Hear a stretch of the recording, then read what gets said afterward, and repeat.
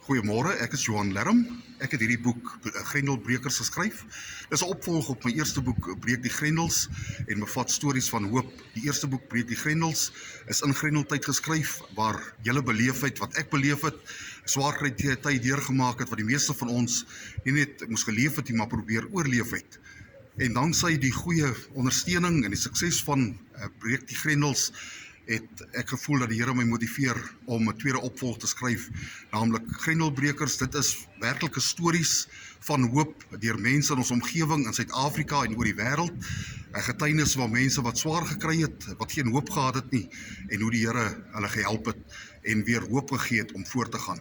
Dis 'n boek wat elkeen behoort te hê, want jy sit hom langs jou bedkassie en wanneer jy dit nodig het, kan jy hom lees tydens jou dagstukkies, maar ook sommer net vir gewone motivering en hoop, en ook gebruik wanneer jy dalk mense moet toespreek of getuienis moet gee.